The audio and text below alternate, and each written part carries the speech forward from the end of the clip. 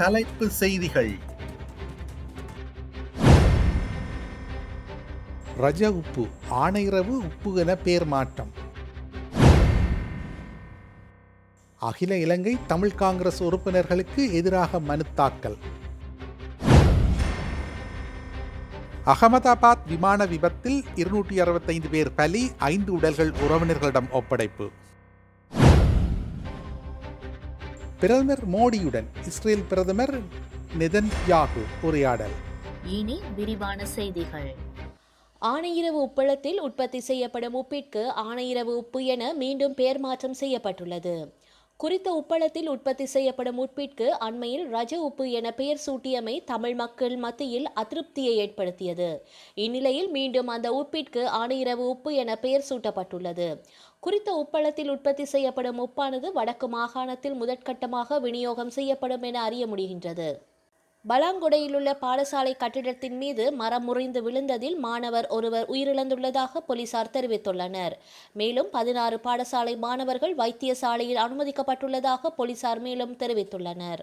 சாவகச்சேரி நகரசபை மற்றும் பிரதேச சபைக்கு அகில இலங்கை தமிழ் காங்கிரஸ் கட்சியின் சார்பில் போட்டியிட்டு உறுப்பினர்களாக தேர்வான இருவர் அந்தந்த உள்ளூராட்சி சபைகளில் உறுப்பினர்களாக பதவியேற்பதற்கு எதிராக தடை விதிக்க கோரி உயர் நீதிமன்றத்தில் அடிப்படை உரிமை மீறல் மனுக்கள் தாக்கல் செய்யப்பட்டுள்ளன. இந்த சபைகளில் ஒன்று தவிசாளரை தேர்வு செய்வதற்காக கூடவிருக்கும் நிலையில் இந்த மனுக்கள் உயர் நீதிமன்றத்தில் எடுத்துக் கொள்ளப்படவிருக்கின்றது.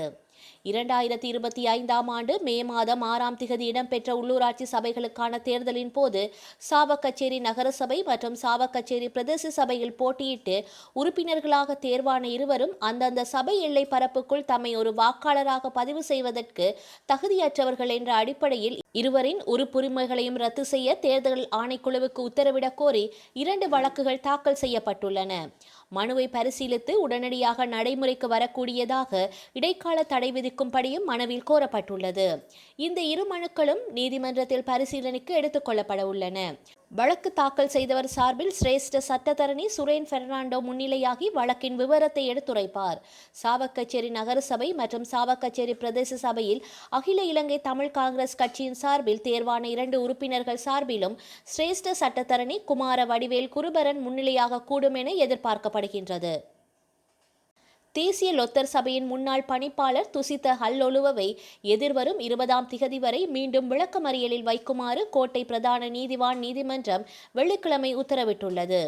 2017ஆம் ஆண்டு முதல் 2019ஆம் ஆண்டுக்கு இடைப்பட்ட காலப்பகுதியில் தேசிய லொத்தர் சபைக்கு சொந்தமான அரச சொத்துக்களை முறைகேடாக பயன்படுத்திய குற்றச்சாட்டில் பேரில் துசித்த ஹல்லொலுவ கடந்த மே மாதம் 30ஆம் திகதி கைது செய்யப்பட்ட நிலையில் நீதிமன்றத்தில் ஆஜர்படுத்தப்பட்ட பின்னர் தொடர்ந்தும் விளக்கமறியல் வைக்கப்பட்டுள்ளமை குறிப்பிடத்தக்கது.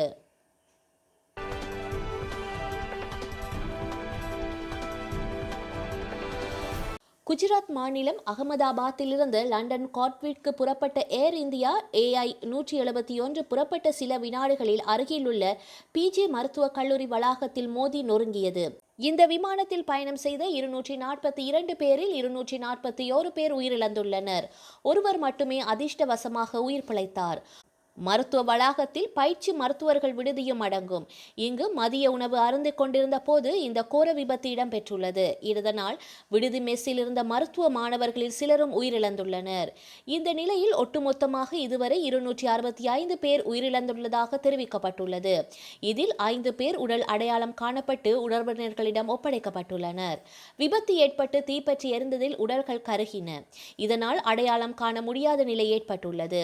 இதனால் மருத்துவர்கள் DNA சோதனை மூலம் உடல்களை அடையாளம் காண நடவடிக்கை மேற்கொண்டு வருகின்றனர். இதனால் உறவினர்கள் இரத்த மாதிரிகளை வழங்க கேட்டுக் கொள்ளப்பட்டுள்ளது. இதன் அடிப்படையில் பாதிக்கப்பட்ட 215 பேரின் உறவினர்கள் இரத்த மாதிரிகளை வழங்கியுள்ளனர். இதனை வைத்து உடல்களை அடையாளம் காண மருத்துவர்கள் நடவடிக்கை மேற்கொண்டு வருகின்றனர்.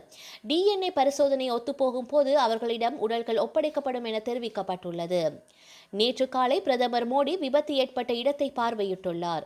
பின்னர் மருத்துவமனை சென்று காயமடைந்து சிகிச்சை பெற்றவர்களை சந்தித்து ஆறுதல் கூறியுள்ளார்.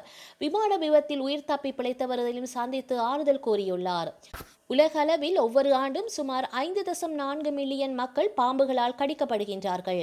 இதன் விளைவாக 81,000 முதல் 1,38,000 வரை இறக்கின்றனர். இந்நிலையில் உலகளவில் பாம்புக்கடி இறப்புகளில் இந்தியா முதலிடம் பிடித்துள்ளது. சமீபத்தில் ஜெனீவாவில் நடைபெற்ற 78வது உலக சுகாதார சபையில் உலகளாவிய பாம்புக்கடி பணிக்குழு வெளியிட்ட அறிக்கை இதை தெளிவுபடுத்தியுள்ளது. அந்த அறிக்கையில் இந்தியாவில் ஒவ்வொரு ஆண்டும் 58,000 இறப்புகள் பதிவாகின்றன என்று தெரிவிக்கப்பட்டுள்ளது. உலக அளவில் பாம்பு கடியால் ஏற்படும் இறப்புகளில் கிட்டத்தட்ட 50% இந்தியாவில் நிகழ்கின்றது என்று அறிக்கை தெரிவித்துள்ளது. பெரும்பாலான இறப்புகள் ஏழை மற்றும் பழங்குடி சமூகங்களிடையே நிகழ்கின்றன. பாரம்பரிய மருத்துவத்தை நம்பியிருப்பதால் சிகிச்சையில் தாமதம் ஏற்படுகின்றது மற்றும் தரமான பராமரிப்பு இல்லாததால் இறப்புகள் நிகழ்கின்றன. 2030ஆம் ஆண்டுக்குள் பாம்பு கடியால் ஏற்படும் இறப்புகள் மற்றும் குறைபாடுகளை பாதியாக குறைக்க வேண்டும் என்ற உலக சுகாதார அமைப்பின் இலக்கை அடைவதில் இந்தியா சவால்களை எதிர்கொள்கிறது என்பதையும் அறிக்கை சுட்டிக்காட்டுகின்றது. பொது சுகாதார ஆர்வலரும் அறிக்கையின் ஆசிரியர்கள் ஒருவருமான டாக்டர் யோகேஷ் ஜெயின் கூறுகையில், பாம்பு கடி மரணங்களை தடுக்க இந்தியா தவறிவிட்டது. அதன் சுகாதார அமைப்பு எப்போதும் தயாராக இல்லை. மருத்துவர்களிடம் திறம்பட சிகிச்சை அளிப்பதற்கான பயிற்சி மற்றும் உபகரணங்கள் அல்லது நம்பிக்கை பெரும்பாலும் இல்லை என தெரிவித்துள்ளார். 2023ஆம் ஆண்டு நடத்தப்பட்ட இந்த அறிக்கை பாம்பு கடி இறப்புகளை குறைப்பதில் இந்தியா எதிர்கொள்ளும் சவால்களை எடுத்து காட்டுகின்றது. இந்தியா முழுவதும் பெரும்பாலான ஆரம்ப சுகாதார நிலையங்கள் மற்றும் சமூக சுகாதார மையங்களில் பாம்பு கடி சிகிச்சைக்கான பயனுள்ள வசதிகள் இல்லை என்பதை இந்த அறிக்கை வெளிப்படுத்தியுள்ளது.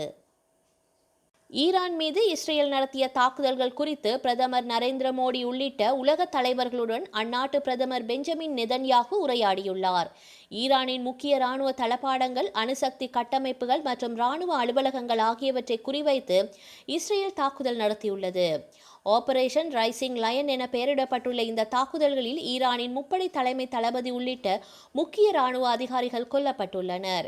இந்நிலையில் இஸ்ரேலியன் இந்த தாக்குதல்களுக்கு சர்வதேச நாடுகளின் ஆதரவை பெறும் முயற்சியாக அந்நாட்டு பிரதமர் பெஞ்சமின் நெதன்யாகு, இந்தியாவின் பிரதமர் நரேந்திர மோடி, ஜெர்மனி பிரதமர் ஃப்ரைட்ரிச் மெர்ஸ் மற்றும் பிரான்ஸ் அதிபர் இமானுவேல் மாக்ரோன் ஆகியோருடன் உரையாடியதாக தெரிவிக்கப்பட்டுள்ளது. வரலாற்றில் இன்று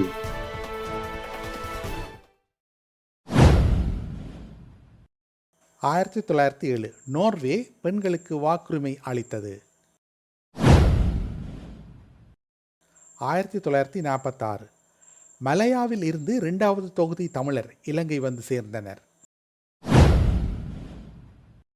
1949 2ஆம் அல்பேட் என்ற செண்முக குரங்கு V2 ஏவுகணை ஒன்றில் 134 கிலோமீட்டர் உயரத்திற்கு சென்று விண்வெளிக்கு சென்ற முதலாவது குரங்கு என்ற பெயரை பெற்றது.